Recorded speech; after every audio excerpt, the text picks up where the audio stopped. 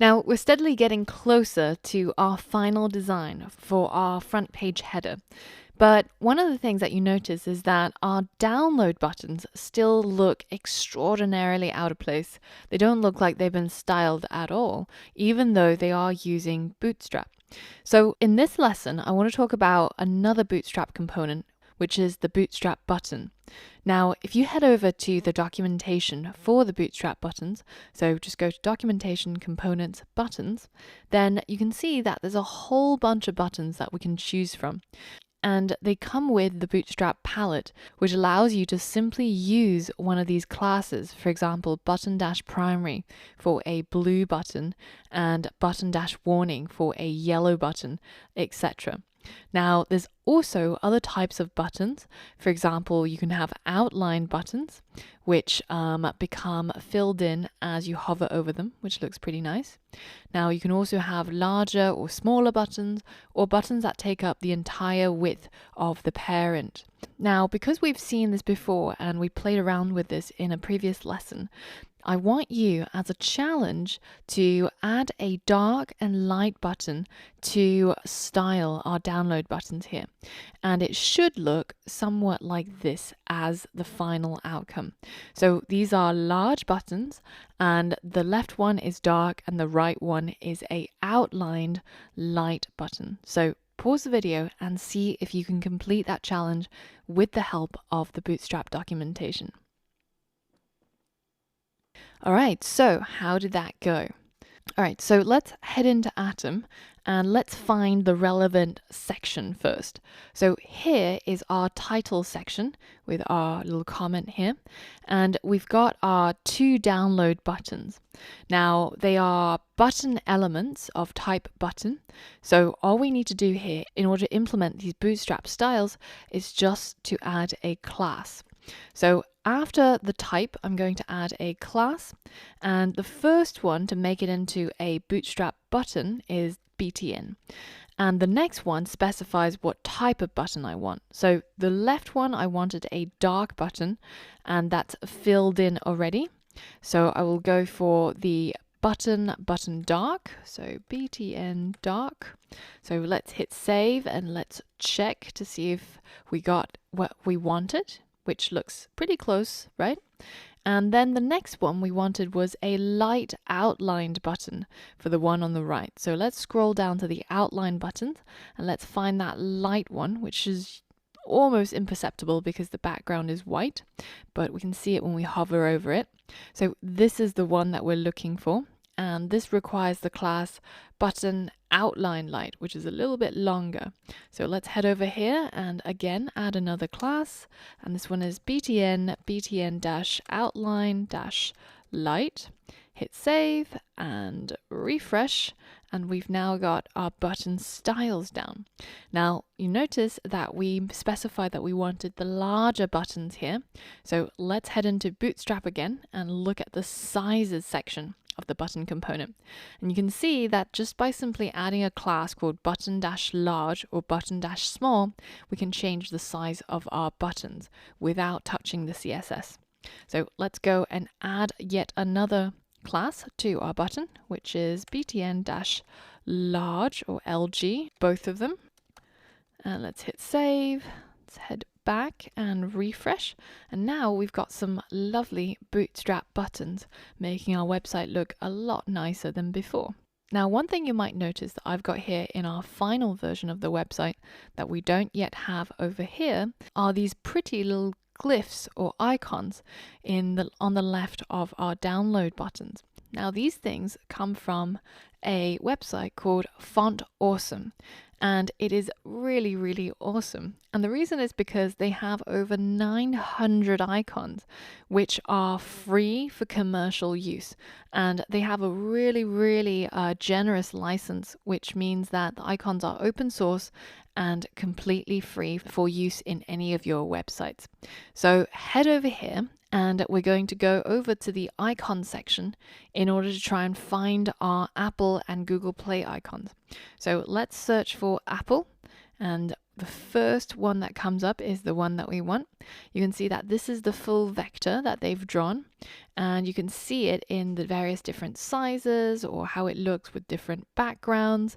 And they've even styled it and put it into, some common usage scenarios so that you can imagine what it might look like. So in order to use it, all we need to do is just to copy this line, and you can see that similar to Bootstrap, it's implementing these glyphs by adding a couple of classes. So firstly, you've got the Font Awesome button, fab, and then you've got Font Awesome -apple, which specifies exactly which glyph or which icon you're looking to insert. Now, before we can use this, however, similar to Bootstrap, we need to add Font Awesome to our website. So let's head over to Get Started. And the first thing you see is use the Font Awesome free CDN. So similar to what we had with Bootstrap, Font Awesome has a CDN that distributes the resource, so the Font Awesome icons, and allows you to embed this into your website so that any users who've never opened a website that required Font Awesome, they'd be able to go here and download it. So let's go ahead and copy this and insert it into our website. So just below where we've got our CSS, I'm going to paste this in. And this is probably a good time to start commenting on what some of these things are. And as you find your code getting more lengthy and more complex, it's a good idea to start commenting on things so that you remember later on when you come back what everything is all about. So the first one, we've got our Google fonts. So the way that I prefer to do it is just to type out plain text, highlight it, and then hit Command or hold down Control in Windows and hit /. And that basically comments that particular line of text. So those are the Google fonts, and these are the CSS style sheets. And then we've got our Font Awesome. And finally, we have our Bootstrap scripts. Put that in as well. So now when we come back to this, we can see easily at a glance what we've got over here. And it's a good idea to sprinkle these around in your code so that it's really clear to yourself or anybody else who looks at your code what everything is all about. And also, as you're doing the tutorials and you're learning about these different components or how you use selectors in CSS, etc., all of these new concepts, once you understood what they're all about, you can add a comment to remind yourself in case you come back to it at a later date. So let's hit save, and let's go ahead and go back to that icon that we found, which was Apple. And let's copy this line of code, and we can now insert it wherever we want to use it, because we now have that CDN where we can download and derive any icons that we want to use. So let's go back to our download button, and just in the text section, so between the button elements, I'm going to insert this icon, and then I'm going to insert a space in between. Now you'll notice that by default, Font Awesome likes to use the I tag. So this is the italic tag, which is not that great in terms of HTML best practice. But the reason that they can use it is because glyphs and icons are not italicized, so it doesn't become slanted. And they say that they use it just because the I tag is pretty much the shortest tag that can be used for this purpose. So you can use what they recommend, which is the I tag, or if you prefer to have a more semantically understandable HTML code, then you can change that into a span as well. And you'll see either the I or the span when people are using Font Awesome out in the wild. So I'm just going to leave it as it is because it is short and it is quite easy to spot. Now let's hit save and see what this looks like. So let's hit refresh, and you can see we've now got a little Apple icon, a space, and then our download text. So as a challenge, I want you to go into Font Awesome and find the Google Play icon and implement that in your code so that you have the second button that looks a bit like this. So pause the video and complete the challenge. All right, so that shouldn't be very hard. We just had to go back to the Font Awesome page and search for Google Play.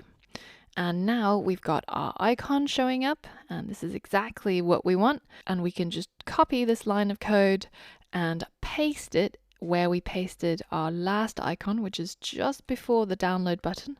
And then we hit space. Now make sure that you're not pasting it into the actual button element, because it's actually a separate piece of text that belongs between the element tags.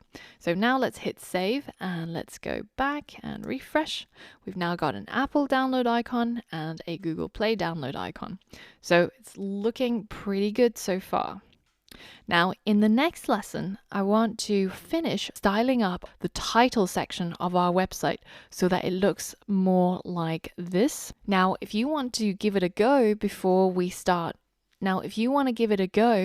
start walking you through the step by step, then you can just simply pause this video right now and look at the design that I've got on screen and try to use a combination of documentation, so CSS documentation, along with Bootstrap documentation, and maybe sometimes you might need to search for something on Stack Overflow, especially how you might get this image to rotate. So there's quite a bit of styling involved, and this is completely optional, but I do recommend giving it a go yourself before watching me go through the solution, just so that you start thinking and challenging yourself on how you might do this yourself. So pause the video now and make a copy of your project as it is now to mess around with and try to complete this challenge. Otherwise, I will see you on the next lesson.